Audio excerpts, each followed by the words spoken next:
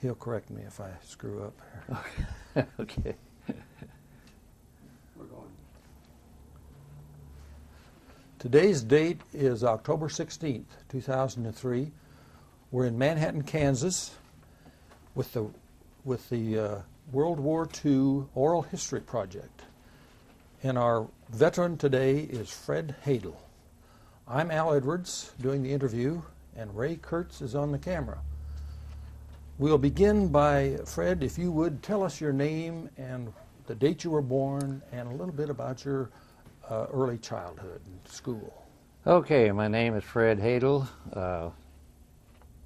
I was born September the 7th, 1917 in Lineville, Iowa, which is real close to Missouri, almost on the line. And we lived there. Well, I can't tell you. I went through school there, and I graduated in, I forget when. I don't remember. But what about high school? When did you go to high school there? Yeah, there. I went through all school at Lineville. Yeah, grade school and high school both. Well, I'll take it back. I went 11 and a half years, and I finished my high school diploma when I was in service. I see. Then from there we moved up to the farm on south of Leon, Iowa, then, which is probably 20 miles from Lineville. Mm-hmm. Where were you on December 7th, 1941? Well, I was on a farm south of Leon. It changed your life, right? Yeah, we did have a radio, I guess. I mean, where we got news, but actually, I probably didn't think too much out of it, that day. But eventually, I wanted to go in service, and so. Sure, because let's see, at that time you were born in 17, so you were. I went in 43. It would have been, yeah, I was fairly old when I went in. Right. But see, I was farming with my mother. My dad was dead, Mm-hmm. and I could have stayed out. I mean, I didn't have to go, but I wanted to go, and so we sold the farm and moved her to town, and I went to service. And I'm glad I did. And now, tell us about that. You joined the Army? Yeah. Well, I was drafted, actually. I mean, Mm-hmm. when we sold the farm and everything and moved in, well, of course, that put me in a different status then. And I went in, you want me to tell me when I went in service? Yes. Went in service in February 1943 at Camp Dodge, Iowa. And it was way, way below zero. And the first night there, I got cold duty, I know. I'd stay up all night and feed the furnace. I can never forget that. And, of course, I wasn't there very long. And from there, we went to Fort Sill, Oklahoma, then to field artillery basic training. And that would have been in probably sometime in March of 43, I would guess, when I was down there. And can you tell us something about your basic training? What happened? What did you do? Well, of course, in artillery, we was on 105s all the time. I mean, that was what our training consisted of there. And there was nothing unusual about it. I mean, it was just more or less standard procedure. I mean, go out in the mornings and come in at nights, and sometimes you go out in the firing range, and I don't know, I think basic training was 8 weeks, I believe, there. Yeah. Then what? What after basic training? Basically, we went overseas. Went to Camp Stoneman from Fort Sill. Did you have a Excuse me, fellow. Oh. Did you have did you ride a troop train? Yes. Did you get a leave before you went overseas? No, no leave. I never got a leave all the time I was in service. Really? Yeah, we got on a troop train there and went to Camp Stoneman, which is POE out there, California. Mm-hmm. And we were probably there, I don't know, just guessing, a couple of weeks maybe. And of course they put you on a river boat, took you down to San Francisco, and you got on a troop ship and went overseas. What about the troop ship? Well, it was an old Dutch ship called the Bosch Fontaine. I'll never forget the name of it. Had a Javanese crew. and I don't know how many was on. I say 5,000, maybe it was on the ship or something like that. But it took us over 30 days to go overseas to New Caledonia, then our first port. I mean, after we got overseas there. And see, this was 33, Yes. Uh-huh. right? Yeah. So the war was going very strong. Yeah. Well, yeah. We went to a replacement depot there on Camp Stone. I mean, at Caledonia, and from there, I don't know. We was there maybe a couple of weeks, something like that. I don't remember for sure just how long it was. But from there, then we went up to Guadalcanal, and that's where the 25th Division was. Yes. Of course, the campaign was over with there on the canal at that time, but that's where I joined the division. Then from there, we went on up to New Georgia. Then and went through that campaign at New Georgia. Then in the Solomons there. Now, before we get into the campaigns, let's go back in that troop ship going over 30 Okay. days. Well, it was over. It was over 30 days. Yeah. Tell us something about that. What was it it like? it wasn't a pleasure cruise. I mean, anybody's been on one knows that. It was crowded. Oh yeah, crowded and hot. Spend most of your time standing in line for mess hall. Yeah. Yeah. Yeah. He stood in line. He went up over the old down. Of course, they run you back down in the holes. You know, I mean, at dark there. I mean, there was no lights on that upper deck there. I mean, and of course, down around the equator in that area, it was pretty stinking hot down Yeah. through there. I mean, everything. And, Were you traveling in a convoy? no, we was by ourselves. Just one big troop ship. Yeah. Okay, now let's go back. Let's go up there now, where you went from New Caledonia on up Guadalcanal. Mm-hmm. I joined 25th Division there at Guadalcanal. Okay. They had just finished combat. Well, I think combat was over several months before that, but they were still there. Yeah. And from there we went up to New Georgia then. I mean, through the campaign there. You want to tell us anything about the campaign there? in New Well, we Georgia? went up on an LST, I guess. I mean, guns and all. I mean, went up there and first got there. They put us on some little island. I think. Well, there was 4 guns in a battery, and our B battery was on some little puddle out in the ocean there. I mean, on just a very small island there. And of course, you had a lot of firing to do. I mean, night firing and day firing and everything like that. And from there, we went on. What was your job there with Oh, that you crew? started out as a powder loader. I mean, cutting powder, and then you got up to loader, and you got up to sight, and then I finally wound up as being a gunner on a 105. Then eventually, I mean, after a period of time. Tell us a little bit about the 105 for people that don't know. Well, they were. It's a pretty good size.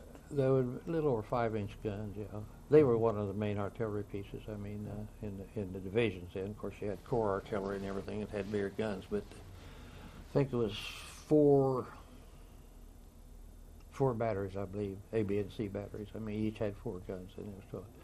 And we supported. Oh golly, I forget what infantry regiment there. I mean, we was in support of there at that time, but I can't remember it. So it was pretty intense. And well, we had it pretty good. I mean, as far as we're concerned, because there was no anti-battery fire or anything like that. I mean, like they got over in Europe and over in places like that. I mean, and compared to the infantry, well, we had a picnic, I guess you might say, because we had really not too much to worry about. Mm-hmm. But the campaign there, I don't know how long it lasted. I really can't remember on the dates. But we followed the division on up through there then. And from there, we went back to Guadalcanal then for just a short stay. And then from Guadalcanal, we went down to New Zealand. That's where the division went for R&R, I guess what you called it back then or something. I mean, anyway, we wound up down there for, oh golly, I don't know, 3 or 4 months, something like that, maybe 5 months. I don't really remember on just how long we were there. Mm-hmm. But then from New Zealand then, we came back up to New Caledonia. Came up by a troop or the LS. Yeah, every place we went was by boat. Boat, Oh, yeah. yeah.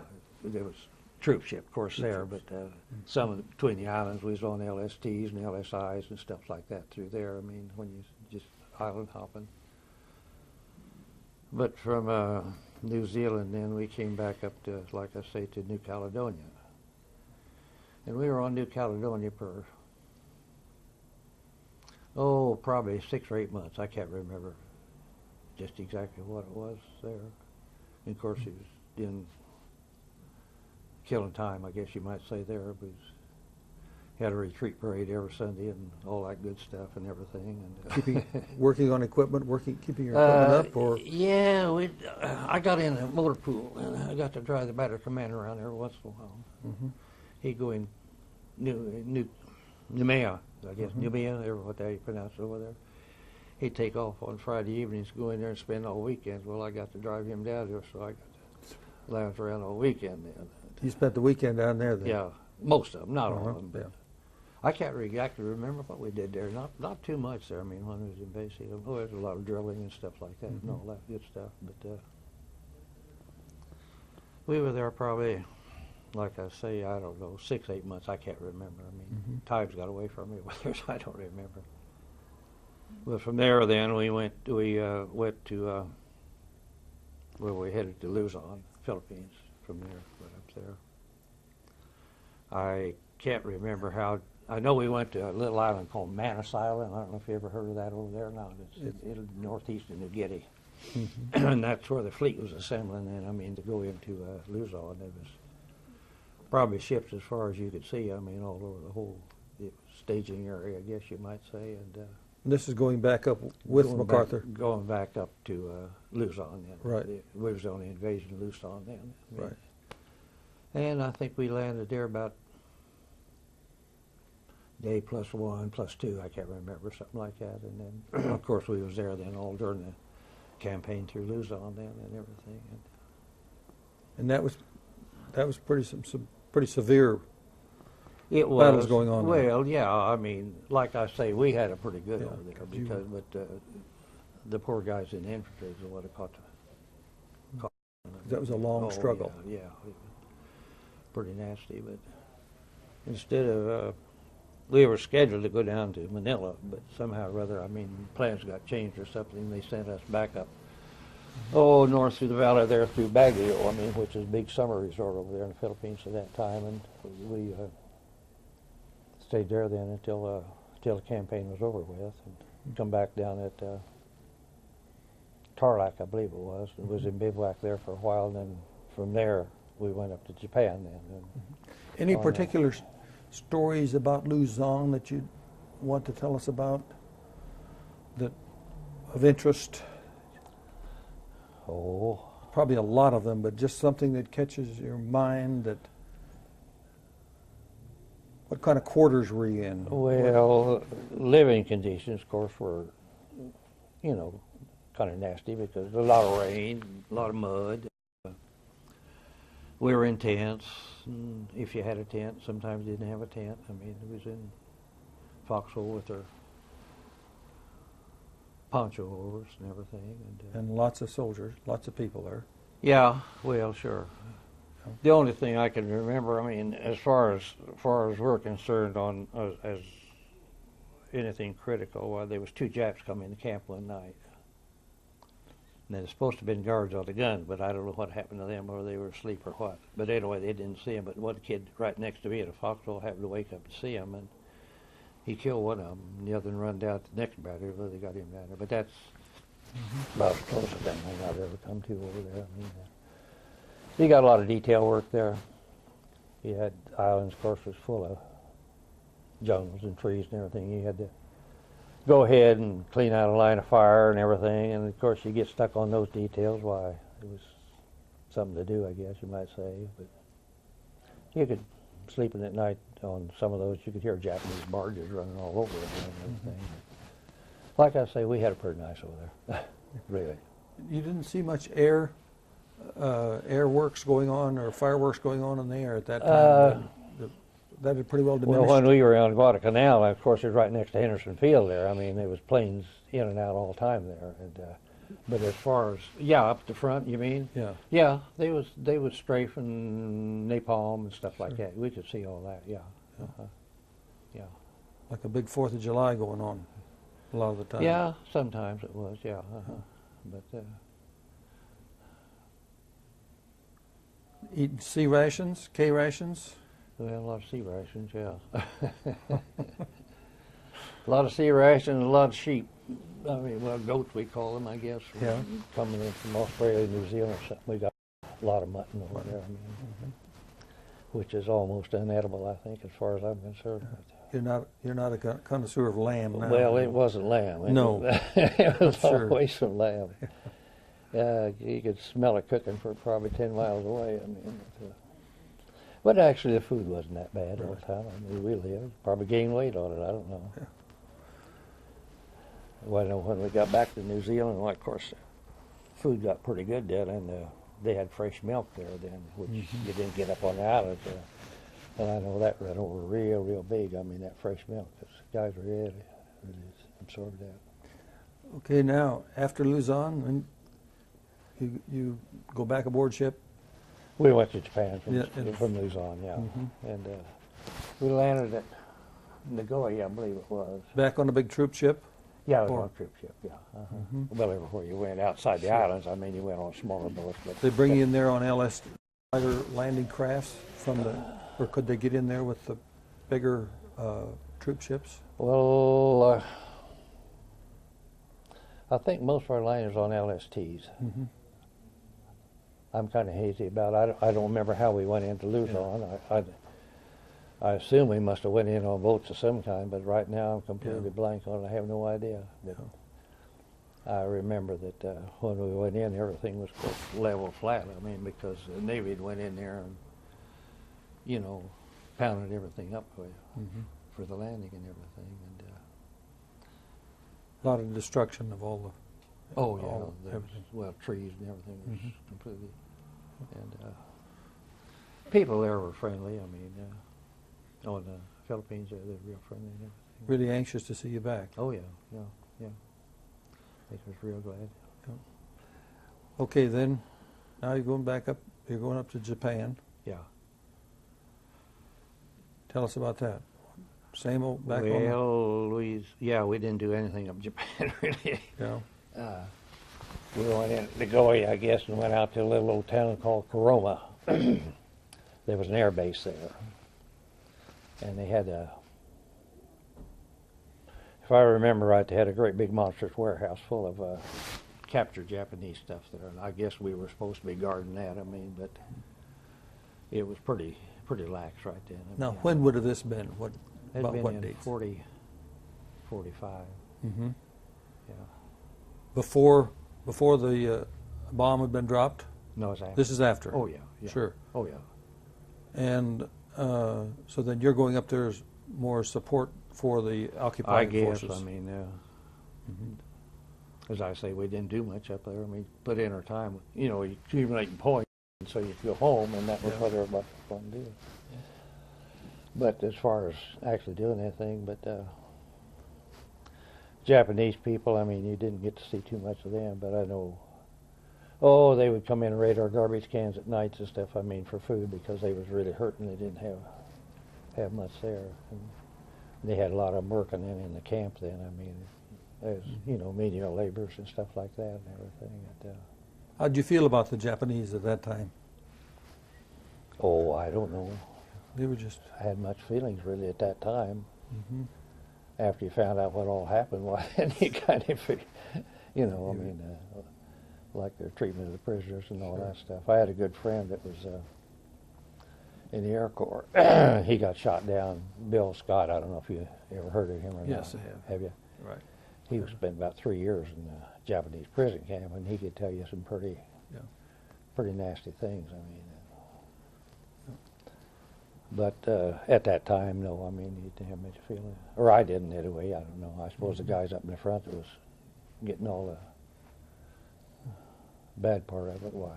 I'm sure they had some feelings on it. So what else went on around there?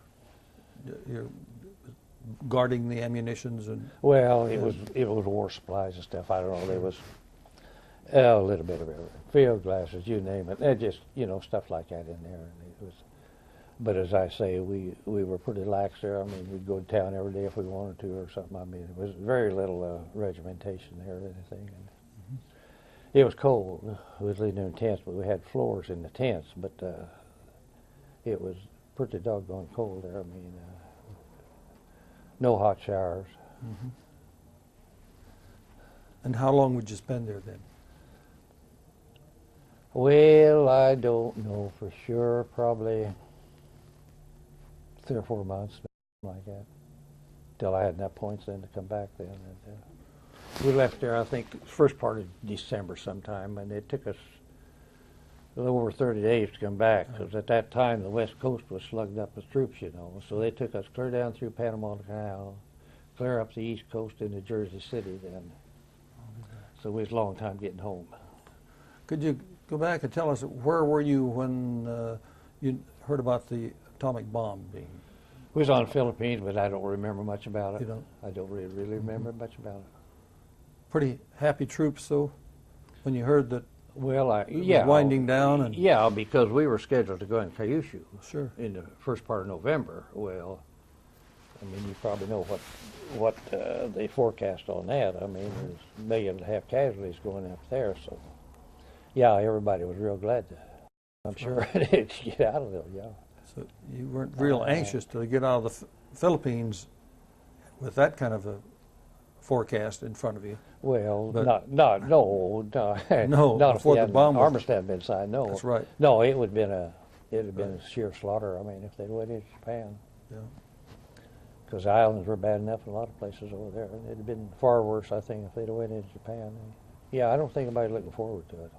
I'm sure not. I'm sure they weren't. No. Was the morale pretty good though with Oh your? yeah, I think so. with your Yeah. troops? As far as I know, I mean, I see nothing wrong. Yeah. Everybody was there doing their Oh, yeah. job. What Well, you'd been sure. I mean, trained to do.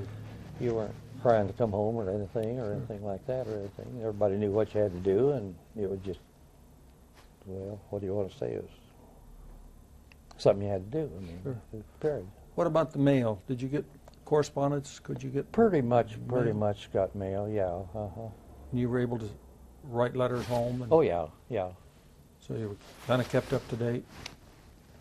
Of course, there was a lot of times when we couldn't get mail too. I mean, Sure. but if you were someplace where you could, well, of course, we get mail and everything, and you could write letters and everything. Of course, they were censored and all that. I mean, you could, but What about the jungle living or the living there on the islands? There's a lot of malaria and lots of parasites. yeah, there was malaria and a lot of sickness of some kind. I don't know really what it was. People had trouble with their feet and legs. I think I don't. They had a name, but I don't remember what it was. Malaria, I don't know too much about it. I spent about 3 days in the hospital with it one time there, but of course, you had to take that Ativan every night. I mean, they stuck that in your mouth, so you had to take it all the time. But I don't remember too much in our. Of course, you knew you were captive artists. You knew what was going on in your outfit, and that was it. I mean, you didn't know anything else. But I don't remember much malaria. I mean, of anybody there or anything like that. What about rumors? Did you hear a lot of rumors from? Not Or- really, no. I don't. You were pretty satisfied with what you? I what- don't remember them anyway. Yeah. If we did. Well, anything else about those islands or? Well, of course, they were tropics. I mean, Sure. and it was rain. I mean, every afternoon it rained, and of course, mud was a big problem too. I know some of the islands there, they corduroy the roads. You know, take logs and lay them crossways. I mean, to get trucks and guns and everything else. In fact, one time they brought in caterpillars for us to pull guns with. I mean, it was so muddy, but they didn't last very long. I don't know what happened. They went back to trucks then. But yeah, you had mud was a big thing to contend with over there, and the rain. Your clothes all mildewed, shoes mildewed, and everything else. I mean, because they never get dried out or anything like that. Take a shower and you start sweating in. It'd be just as Need wet when another you get- 5 minutes after you took one. I mean, because the humidity was, high and everything. Sure. But like I say, we had it pretty nice over there, really, compared to a lot of guys. Mm-hmm. No, I have no complaints. I mean, Well, you're making it sound like it wasn't such Well, rough duty, but it wasn't. It really in wasn't. the- I mean, of course, you were away from home, and the living conditions weren't best. But as far as actual fighting, we never got Yeah. into any actual fighting at all. I mean, But you had a good attitude. It just sounds to me well, like you had a very everybody- good attitude. Everybody did, I think. Sure. I mean, there was no problems there. You were there for a reason. Yeah, sure. Yeah. Yeah. Yeah. So then, what It about the trip home? Was that a happier time than? Well, it was a long trip, I'll put it that way. They kept posting up on the ship, you know, how many miles they went each day, and it took us over 30 days, I know, to come back. And, Yeah. We had a colored outfit, black outfit on the ship there, but they kept them all separate. Really? They wouldn't let them mingle with the other ships at all. Same way over in Japan, they wouldn't let them No. do things that, I mean, that the white people could do over there and everything. Mhm. So, but it wasn't noticeable. I mean, really. I mean, nobody thought anything about it at that time. I guess That's just the way it was. that's the way it was. Yeah, Yeah. sure. Yeah. But I can't remember the name of the ship we came back on, really. But the one that went over, I'll never forget that. But it was pretty well loaded. I mean, there's a lot of troops on it coming back. What about the food on the ship coming back? Was it? Better Pretty than when good. we went over. Going over, they just about run out of food, I think, before we got there. They got pretty. Is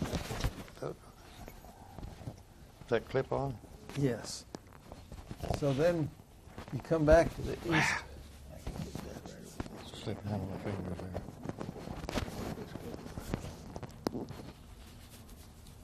Yes. There we go. You went round through the Panama Canal the long way home Long way home. and up the coast. And where do you port? We come into Jersey City and went to, what is it, Fort Dix, Camp Dix? Fort Yeah. Dix. Yeah, Fort Dix. Mhm. And from there we took a troop train clear back across to Kansas then, and we got discharged at Leavenworth then. Mhm. What about when you're coming into port? Is there a big homecoming? Is there a big If I remember right, parades? there was a welcome boat there, yeah, Sure. if I remember right. But say my memory's like kind of hazy on some of that Yeah. stuff anymore. Stuff you didn't have to remember, is it? But I'm pretty sure there was one there. Mhm. Yeah, Then you board the troop trains for Leavenworth. yeah, we come to Fort Dix there, and they had German prisoners working in the kitchen. We had steak dinner. I can remember that the Really? first night back. We had steak dinner. There's German prisoners all cooking there. Then we got on a regular troop train then to come back across. They had a mess car on it, and you had to use your mess kits and everything. I mean, coming back. Mhm. Coming into Leavenworth, I think was in. Had to be right at the 1st of January in 46, so I got discharged in. So it was Yeah. cold. Was it Oh, cold. I Little hope bit. it was cold. It was cold when I went in. It was cold when I got back. And then after being over there for about 3 years in a warm climate, why, it was a lot colder, felt like. Yeah. See, you had no leave time from the time you got in until the time you got back. No. That's a long time, isn't Not in when I was, before I re-enlisted, after I re-enlisted. it? Yes, but I mean after when No, you got not back dur- from overseas. Oh, no. No. I never had, from the time I went in, the time I got back first time, no, I didn't Yeah. have leave time. And I then don't know if anybody else did or not. there's a lot of them that didn't, but a lot Oh, of a them, lot quite a of few. Well, maybe some of them did. but few, most of- yeah. No, we went directly from basic to POE and went right overseas. Yeah. And everything. So then at Leavenworth, then Discharged there. you discharged there. Yeah. Mhm. Then what'd you do? Tried to find a way to get home. Seemed like a long ways. Well, I can't remember for sure, but it was colder than all blue blazes. I think I went back to Kansas City and caught a bus and into home then. Home is still up in Iowa. Yeah, I was still living at Your, Leon. your mother? Yeah, my mother was still there, yeah. Mm-hmm. And fooled around there and drew that 5220 for a while and and couldn't find $20 a $20 a week for 50 52 weeks. Yep. Yeah. Couldn't find anything I wanted to do or anything, didn't know what I wanted to do, so I re-enlisted and went out to, got stationed out in Presidio, California. And that was a beautiful place to be. What rank were you when you got T5. discharged? T5. T5. Yeah, that's So why I that- stayed all the time. Then you, when you re-enlisted, you went back in as a Yeah. Yeah, same rank. Yeah. same rank. Yeah. Okay. But of course, everything at that time was pretty lax. You know, I mean, as I say, I got stationed out at Presidio, which is a beautiful, beautiful place. I mean, it was then, it isn't now. But And my wife was in the service too at that time. I mean, Oh. future wife, I guess I should say. She was stationed at Fort Stevens in Oregon, and she was lab technician in a hospital there. How did you meet her? Well, accidentally, yes. Anyway, they came, her and her three friends, I guess, three other whacks, came down to San Francisco then. I mean, they got transferred down there. And she went to work in finance then. And I don't know how we met on a blind date. I mean, is actually how we met. And we were married then, I think, in October then, that same year. So. Where was she from? Was she from? Wichita. I see. Yeah, she was. So then you're both in the service? Well, she got discharged before I did. Yeah. And she, like I say, she worked in finance office there. She was, I don't know what rank she had, don't remember. But anyway, when she got discharged, she went right back there. Same job, was a lot more money at that time. But What year would that have been? I've been in 46 and 47. Yeah. And then what are you doing then at that time in the service? I was still in service. Yes, but yeah. what's your job? What do you? I was in motor pool. Mm-hmm. And I got to drive a captain around the head of housing in the Bay Area. Well, you got to see a lot of the country because he wanted to go here, he wanted to go there. If he got tired of sitting in the office, he said, well, let's go for a drive. And he'd take off for any place he wanted to go. And then, at that time, we could check out a vehicle for the weekend. And you could check out, well, I guess you get a weapon, what they call a weapons carrier, you know what that is. I mean, there's three of us, I mean, all run around together, three guys and three girls. And that's, two of us got married then. The other one didn't, but you could check it out for the weekend. You're supposed to stay within the Bay Area, but at that time, things were pretty lax. You go about everywhere you want to. We'd go up and down the coast, I mean, the whole weekend there. Had a pretty good time.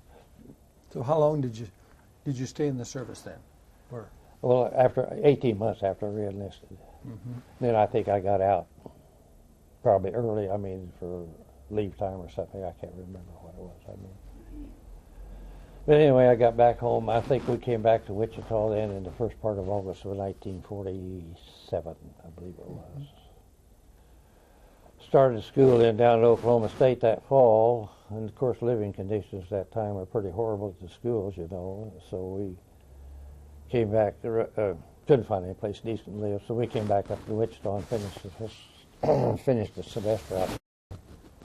Then next semester, February of 48, I believe it was, we came up to K-State and both went to school there, you know, K-State. What did you study then? Horticulture.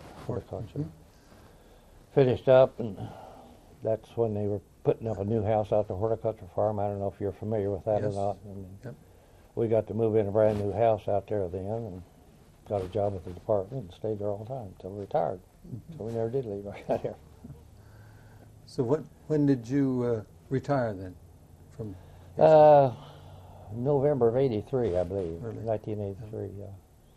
And the wife retired then about a month later. I stayed on 1 year more longer than I had to, or I could have retired sooner, but she wouldn't let me retire until she could, so Yeah. we both retired in about the same time. Family? Do you have a family? I have two boys, yeah. One of them here in Manhattan, and one's in Gillette, Wyoming. And grandkids? Oh, golly, yeah.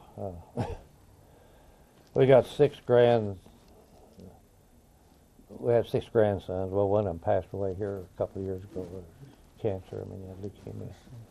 We got 5 grandsons and, oh, golly, about 5 step-grandchildren. 4 of them are girls. And we got 3 great-grandchildren. I believe it's 3. I can't keep up. There's too many of them anyway. But I think that's about the limit of the family now, yeah. Very interesting stories you have here. What would you like to tell your grandkids and great grandkids about the service, about a war? I don't think I ever told them very much of anything. They never asked questions. Well, some of them did, but Yeah. I've got some pictures I showed them and stuff Sure. like that. I mean, and, But they're, I had some pictures I probably could have brought down, but I didn't. Forgot all about them. I'll bet you do. Yep.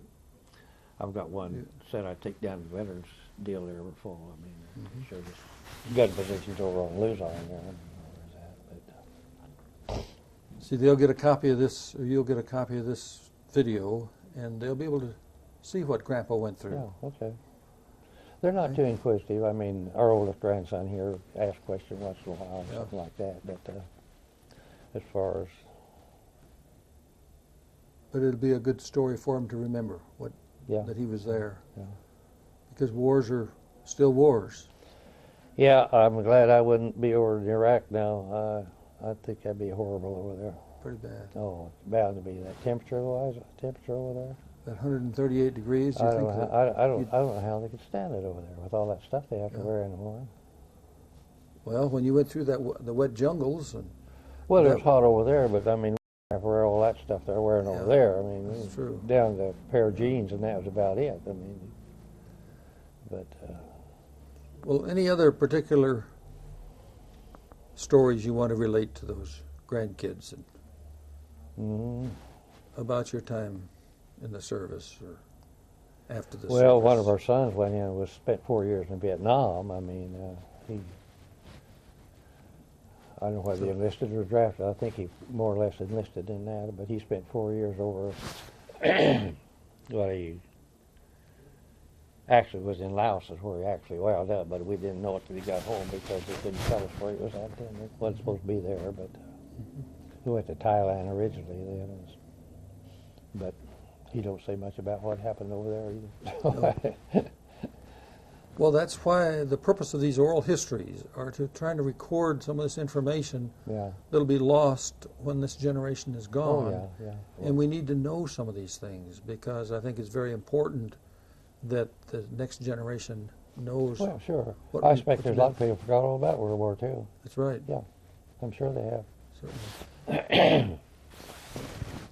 But Any other stories you'd like to relate to us, Fred? I can't think of any really. I mean, What about your horticultural work? Tell us something about that. oh, well, like I say, we came back up here in I think it was spring of '48, and we went to school here. And I went through in on a master's in horticulture, and we got. You remember Dr. Pickett? He used to Yes. work at Hadle? Well, we got the job out at the hort farm. That's when they was just starting with the house up and everything, and the research out there. And that's where we spent our time in research out at the horticulture farm then, in fruits mainly, and vegetables and maintenance and all that good stuff out there and everything. And So it's been an interesting ride you've had. oh, it was very nice out there. Hell yeah.